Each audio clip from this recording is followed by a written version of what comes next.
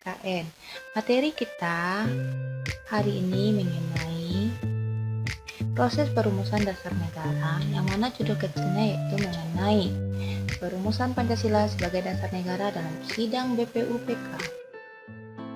Kita bahas dulu tentang pembentukan BPUPK.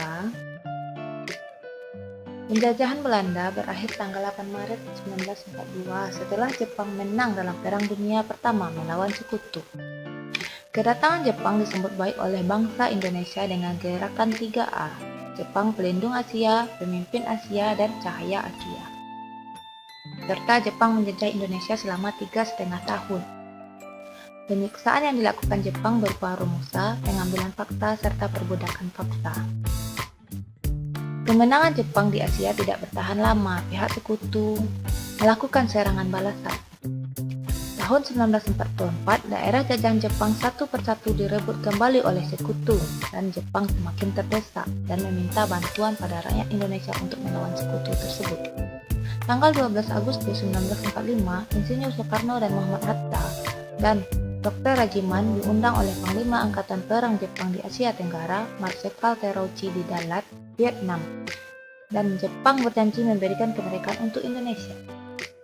BPUPK merupakan badan penyelidikan usaha-usaha persiapan kemerdekaan Indonesia atau Dokuritsu Jumbi Josakai, dilantik oleh Jepang pada tanggal 28 Mei 1945 di Gedung Chuo Sangin-in, sekarang bernama Gedung Pancasila.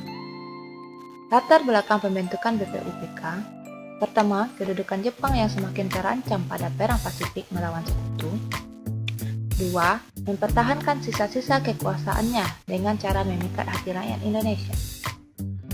Tiga, melaksanakan politik kolonial. Tujuan pembentukan BPUPK: pertama, menyelidiki dan mempersiapkan proses kemerdekaan Indonesia. Kedua, menarik simpati rakyat Indonesia agar membantu Jepang dalam perang melawan Sekutu. BPUPK beranggotakan 62 orang yang terdiri atas tokoh-tokoh bangsa Indonesia dan 7 orang anggota perwakilan dari Jepang.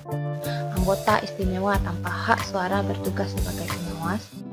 Ketua BPUPKI adalah Dr. Rajiman Widyodiningrat dengan 2 wakil ketua yaitu Ichi Bangase, Yoshio dari Jepang, dan RP Seroso.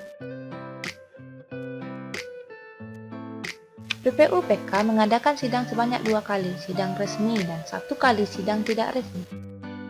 Sidang resmi dilaksanakan antara tanggal 29 Mei sampai 1 Juni 1945 membahas tentang dasar negara. Sidang resmi kedua dilaksanakan tanggal 10 sampai 16 Juli 1945 membahas rancangan Undang-Undang Dasar. Pada pelaksanaan sidang tidak resmi hanya dihadiri oleh 38 orang. Kegiatan ini berlangsung di masa riset antara sidang pertama dan sidang kedua. Tujuan sidang tidak resmi adalah untuk membahas rancangan pembukaan Undang-Undang Dasar 1945 yang dipimpin oleh anggota BPUPK, Insinyur Soekarno.